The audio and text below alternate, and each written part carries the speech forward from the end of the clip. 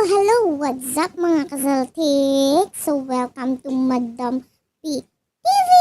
So, yeah, that is me, Madam P TV.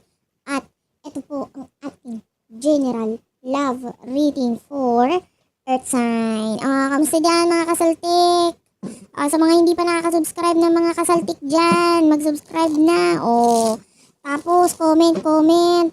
Ma-appreciate yung mga comment, yung mga heart ninyo dyan. Maraming salamat ha. Yung mga like ninyo sa video ko, maraming salamat ha. Na-appreciate ko kayong gaganda nyo. Ba't kayo ganyan? Anyway, yung mga hindi nagla-like, hayaan mo na sila, mga pangit. Ang sama no? Anyway, this is for Earth Sign, Taurus, Virgo, Capricorn. Kung gusto mo na matinong reading, ayaw mo na ganito yung boses, at gusto mo matino, meron tayong maayos na channel. Check mo na lang dyan sa description box, okay? Unicorn Princess Tarot, yan. Napakaayos ng channel na yung gusto mo dyan mo, okay? Subscribe. So, anyway, this is for Earth Sign, Taurus, Virgo, Capricorn. Ayan, dahil nakapagbigay na ako ng announcement or intro, ay magsimula na tayo. We do over the Four of Cups. What's with the Four of Cups? The Emperor, ang taray ng energy mo ha. Hoy, ito pwede magkapalit-palit ang roles. Kahit sinasabi kong ikaw, pwedeng yung person mo yon. Kahit sinasabi kong person mo, pwedeng ikaw yon. Ay, ang taray ng energy mo, ang dami mong isipin sa buhay sa totoo lang. Meron kang someone na naiisip ngayon, pwedeng someone na malayo sa'yo, like, milyang layo, ganyan. Pero kung tatawid ka lang, hindi sa'yo itong reading na to. Kasi yung nakukuha natin, yung namimiss mo, yung naiisip mo, ngayon is someone na malayo sa'yo. Okay, yon. Pero, ikaw, namimiss mo pala yung taong to, may patigas-tigasan ka pang nalalaman, ano ka ba? Nakaka-stress ka. Yung iba sa inyo pwedeng lumalabas pa nga yung person neto sa panaginip mo eh. Nakakita rin tayo ng mga offer dito ha. Pwedeng ikaw itong nakapag-offer na dito sa person na ito before, or siya yung nag-offer sa'yo noon. So, that is a past energy. So, itong person ito na namimiss mo, naaalala mo, sungit-sungitan ng effect mo dito. Kunwari, wala kang pakialam sa kanya, pero deep inside, iniisip at naaalala mo siya. Ngayon, marami kang minamanifest, usaping pera, no? Marami kang gustong mangyari sa pera mo, or sa pera na dadating sa'yo. Oy, sana all may paparating na pera. O, hindi para sa lahat. Yung iba naman, pwedeng, ang nasa isip mo ngayon is, kung ano man yung dadating sa'yo ngayon, pahahalagahan mo na. Oo, hindi ka nagpahalaga noon. Na-stress ako sa'yo, ngayon ka magpapahalaga kung kailan parang huli na ang lahat. Yung iba sa'yo, pwedeng pagpahalagahan mo kung ano man yung dadating sa'yo na may kinalaman sa pera. Blessings man ito or whatsoever. Yung iba kasi nagpabaya. Yung totoo. Ikaw na, nagkaroon ng blessings noon, tapos pinabayaan mo. Batuhin kaya kita ng bato, nanggigigil ako sa'yo eh. Kaya ngayon, actually okay yon, tama yon. At least marami ka na realize. Na parang, oy, dapat this time around, pahalagan ko na kung anong dadating sa akin. At least, diba? Anyway, sino ba the person na kakonect mo na iniisip-isip mo? Talaga naman. Punta na tayo sa person mo kasi nakakatamad yung energy. Wala tayong nakuhang lesson doon. Sino ba tong person na kakonect mo? For our Earth Sign, Taurus, Virgo, Capricorn. Hindi na magre-resonate sa lahat guys. Alam nyo naman yun.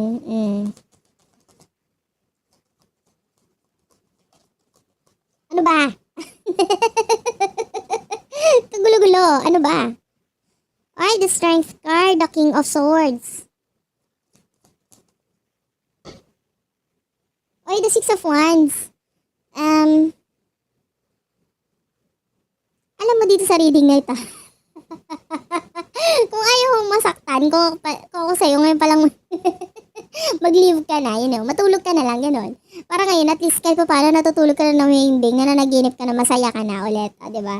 Kasi, mag-warning na ako sa'yo. Pwedeng, itong person na ito kasi, nakikita natin, masyado siyang cold. Alam mo yon, parang, I don't care about you anymore. Ang taray ng person mo. Kaya mo siya iniisip ngayon kasi siya to parang walang pakialam. Like, 'di ba? Pwedeng sa inyong dalawa, sa totoo lang, ikaw yung, sabihin na natin patay at in love sa person mo. Tapos yung person mo parang, ay, bala ka sa buhay mo. Di ba? Nasa taas ngayon yung person mo ha. Ang dami niyang achievements, ang dami niyang ganap sa buhay. This person is very successful. At saka ang daming gustong, ang tawag dito, sumunod sa yapak nitong person na ito. With the Queen of Wands, could be someone na, could be a friend, or someone who is very friendly.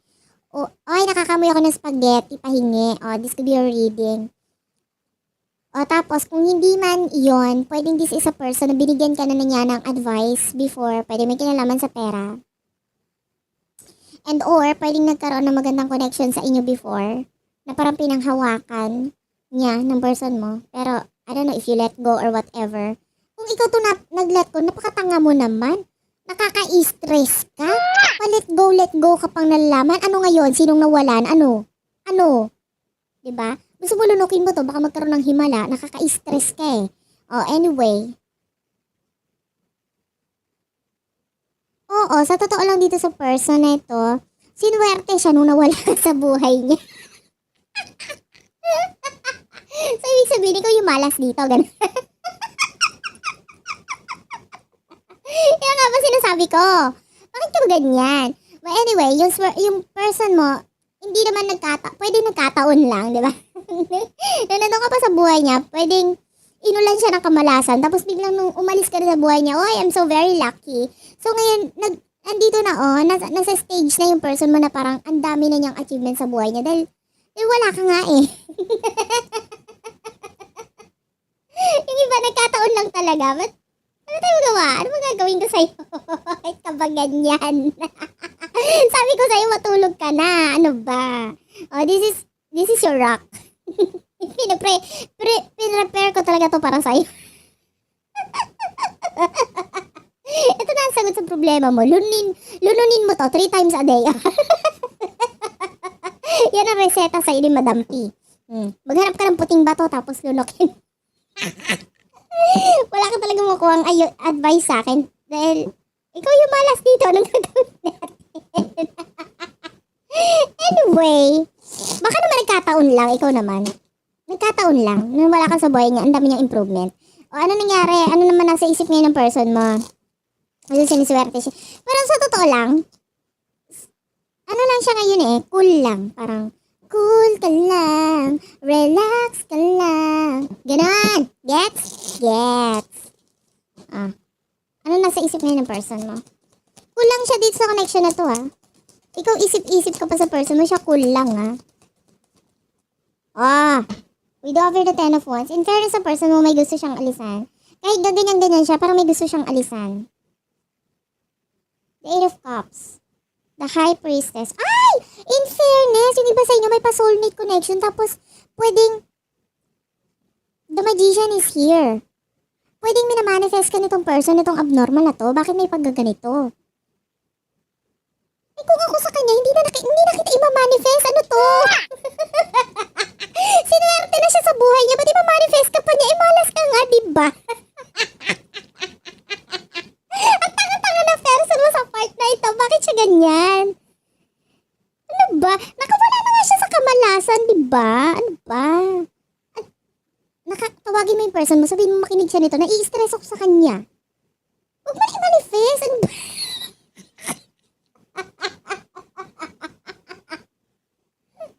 Hindi ganun nga. Sige, balik tayo sa reading. Yung iba naiinis na sa akin. Ito talaga, Madam P, sobra ka na sa akin. Hindi talaga. Alam mo, wala rin akong choice. Ikaw lang talaga yung nakikinig or nanonood. Pero ang gusto kong kausap yung person mo. Bati kami ngayon. Siya ang friend ko. Kasi siya yung siniswerte. Hello. Siyempre doon tayo kakaibigan sa siniswerte. Baka naman maambunan, di ba? But anyway, ayusin natin yung yung camera. So sa nakikita natin, may gusto siyang alisan. Kasi gusto niyang pumunta or bumalik sa'yo. Ganun ang energy. Kahit may kamalasan ka talaga, sa'yo niya gusto. Alam mo yan kung minamalas ka talaga naman.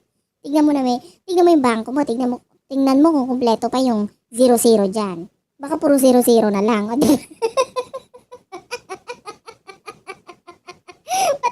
Anyway, gusto niya bumalik sa'yo. At di ba tanga? Bakit siya babalik? Tawan-tawa ako talaga. Ano ba? Gusto niya bumalik sa'yo kahit ganyan. Pero, hindi halata. Kasi sabi ko nga sa'yo, parang wala siyang pakialam. Anong emotion sa'yo ng person na ito? Ba't ganon? Ba't nasa isip niya gusto? Yung iba sa inyo, ramdam niya yung soulmate connection in fairness, ha? May soulmate connection sa inyong dalawa ng person mo.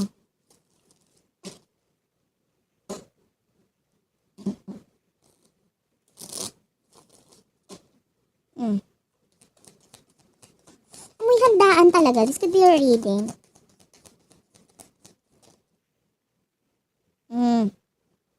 The Hierophant, the Chariot, at saka, the Four of Wands, Aries, Leo, Sagittarius, Taurus, Cancer energy, o tapos Aquarius energy with a star. Ano to? May naamoy na naman ako. Hindi ko matukoy kung ano to. Pausok ba to? This could be your reading.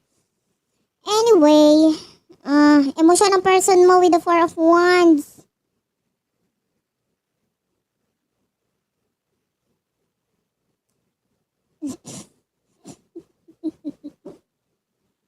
Wala ako nakuha ang emosyon dito. Sa truth lang. Sa truth lang, wala talaga ako nakuha ang emosyon. Kuha pa tayo. Ika-clarify ko muna para mas makuha natin. What's with the Hierophant? The Moon. Ay kaya, ito ha. Kaya wala akong nakuha ang emosyon sa person mo. Ano ba pakiramdam mo sa person mo? Pakiramdaman, pulsuhan mo yung sarili mo. Diba? Pulsuhan mo, wag yung wallet mo. Pulsuhan mo yung sarili mo. Regarding sa person mo. Kasi yung iba sa inyo, baka kala mo mahal mo yung person mo kasi mayaman na siya ngayon. Ano to? Hindi. Pulsuhan mo yung puso mo talaga. Ano ba sa pakiramdam mo? Kasi kung pakiramdam mo, hindi ka na love ng person mo, ganun yon. Depende sa pakiramdam mo, sa person mo, yung totoong nararamdaman niya sa'yo. Hindi kahit hindi ka na manood ng mga tarot reading niya, alam mo kung ano nararamdaman sa'yo sa person mo, ng person mo. Gets? Gets. The Seven of Swords is here. Gemini, Libra, Aquarius energy. Bottom of the deck. Gusto talaga ng person mo ng changes. Alam mo yun? Gusto niya ng pagbabago. Gusto niya na naman niya malasin. Ano ba? Nai-stress ako sa person mo. Sa totoo lang, napapakamot ako ngayon. Bakit siya ganyan? Well, anyway, nakikita niya kasi na makukuha niya or magiging mas stable siya sa'yo. Wow. Sa lagay na yan. Na naging successful siya nang wala ka. Tapos feeling niya, nasa iyo ang success, nasa iyo ang stability. Wow. Katanga naman.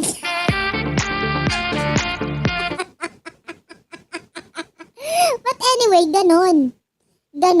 Pwedeng nakikita niya, or even, yung iba sa inyo, pwedeng, nasa isip niya, ay, pag ikaw ang kasama ko ngayon, or ikaw ang karelasyon ko, or may something sa ating dalawa, feeling ng person mo mas magiging successful yung pagdating ng pera sa kanya. Ano ba? Nalilito ako sa person mo sa totoo lang. Hindi pa ba niya na-realize na nung wala ka, tsaka siya sinuwerte? Ano ba yung person mo? Parang may pagkasyunga-syunga, alam mo yon. Pero anyway, kasi pwedeng may soulmate connection talaga sa inyo na hindi makaila ng person mo. Alam niya eh. Ipalunok mo man tong batong to, alam niyang may something sa inyong dalawa eh. Ay ganito, tig-isa kayo, sa'yo to, tapos sa person mo to, tig-isa kayo nang lulununin. Ang unang mabilaukan talo, siya ang totoong nagmamahal. O, diba?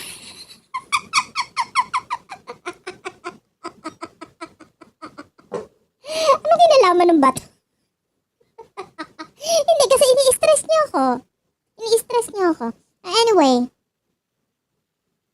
parang feeling niya talaga nasa iyo ang stability. Yung parang ikaw ang forever ko, ganong energy. What will happen in the near future? Ay, teka lang. Huli nga natin anong emosyon mo sa person na ito. Ba't ka ba ganyan? Na-stress din ako sa'yo eh, sa totoo lang. Ano ba pakiramdam mo? Ay! The Queen of Wands. Clarify natin what's the Queen of Wands. The Eight of Pentacles, Taurus, Virgo, Capricorn energy. Yung iba sa inyo, pwedeng alam mo na kahit may kakonek siyang iba, ikaw ang gusto niya. Panis!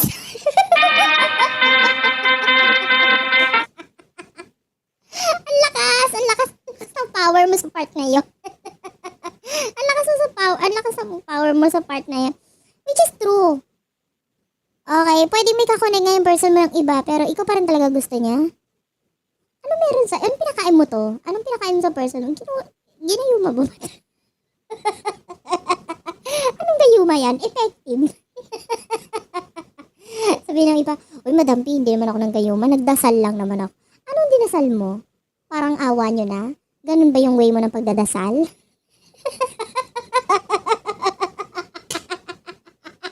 I like it! Oh, anyway, nakikita natin na minamanifest mo yung person mo. Gusto mo talaga yung person mo. Huwag tayong ano. Gusto mo talaga yung person mo. Yung iba sa inyo, gusto mo rin ng self-improvement. Pero mas ngayon, mas nangingibabaw yung gusto mo yung person mo. Oo naman, gusto ko mag-improve. Pero gusto ko pa rin yung person ko. Wag mo nang i-ano sa akin yun. Ay, yung iba ganun eh, no? Eh, siya pa rin. O, diba? So, what will happen in the... Syempre naman, yumaman na nga eh. Alang... oh, hindi para sa lahat to. Oh my gosh. Kung alam mong yung person mo naghihikahos, eh, hindi para sa iyo to. Pero kung alam mong mataas ngayon ang tingin mo sa person mo, this could be a reading. What will happen in the near future? O, ito pwedeng baliktad ang roles, ha? The Seven of Cups, the Page of Cups is here for your future. O, hindi to para sa lahat. The Two of Pentacles.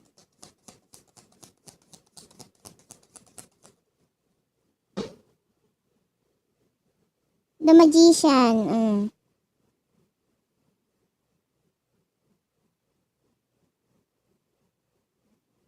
Uy, in fairness sa person, may pagpili in the near future. Pwedeng may choices dito na gagawin itong person mo, tapos may pagpili siyang gagawin. Ano yung pagpili na yun? Clarify nga natin.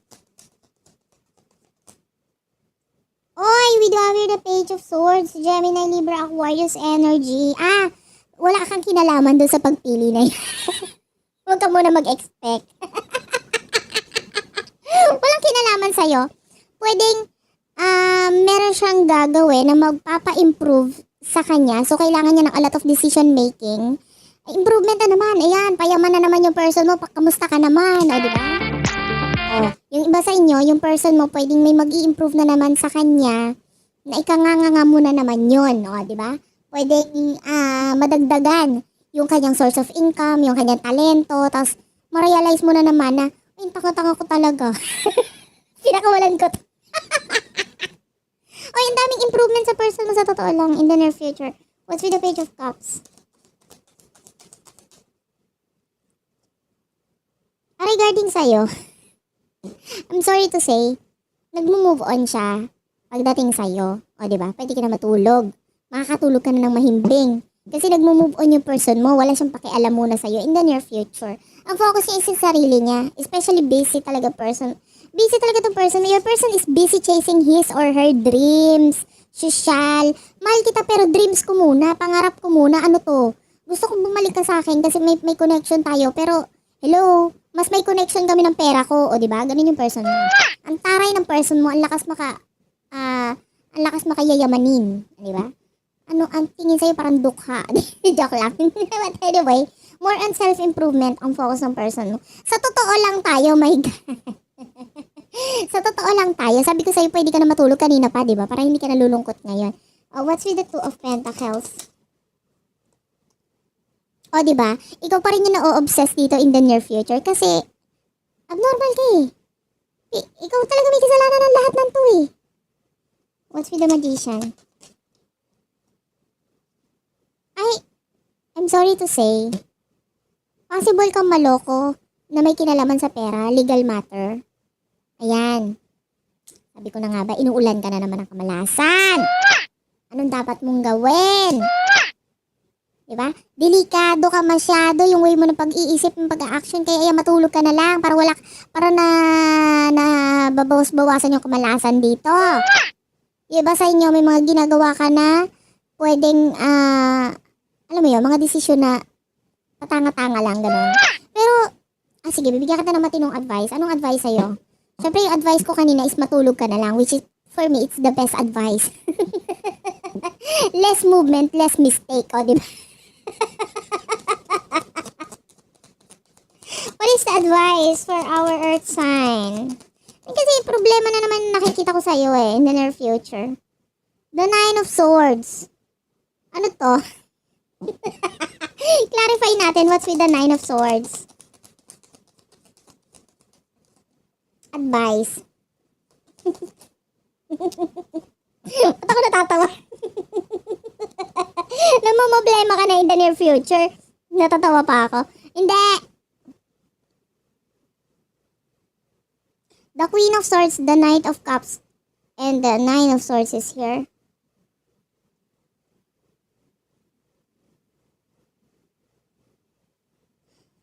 I feel like in the near future, may bago naman dadating sa'yo eh. May bagong dadating sa'yo. Pero, pwedeng offer ito. Offer na may kinalaman sa pera, hindi love life. Huwag tayong yung iba excited, love life agad. Huwag ka muna puro love life, una sa lahat, di ba? Pera-pera muna tayo, di ba? Focus-focusan muna tayo sa sarili para mag-okay ka naman. Kasi hindi ka talaga okay ngayon eh. Kahit maligo ka ng Yakult, walang mangyayari eh. So, huwag ka muna lumab life, okay? Huwag muna lumab life. Nakikita natin ang advice sa'yo, ayusin mo muna yung sarili mo. Magpakatino ka muna kasi wala ka talaga sa katinuan eh. Yung level of craziness mo talaga to the highest level eh. Hindi ko kinakaya. May saltik na ako, iba ka pa eh. Nataasan mo pa ako. Kumbaga sa atin dalawa, ikaw ang top 1. But anyway, may paparating na bago sa'yo, pero may kinalaman to sa money. I-accept mo kung ito ay offer. Pero kung ikaw yung mag-offer, like halimbawa, problema yung dumating, halimbawa, a person, sabihin sa'yo, oy, pautang naman. Tapos ikaw sabihin mo, oh sige, basta bibigyan mo ng interest. Problema yon. Huwag mo i-accept. Okay, kaya nga sabi ko sa'yo, less movement, less mistake. Kasi nakikita natin, pwede ka na naman maloko, kaya may problema ka na naman in the near future. Huwag kang magpaloko. Huwag pa tanga-tanga. Minsan, isipin mabuti bago gumawa ng aksyon. Okay? So, sa nakikita natin kasi pwede may magsabi sa'yo, kailangan ko ng tulong mo, ganito, ganyan. Tapos, kahit lagyan ko ng interest, ganito, ganyan. Ikaw na naman, syempre, ang nasa isip mo, hindi yung utang. Ang nasa isip mo, yung interest lang. O, di ba?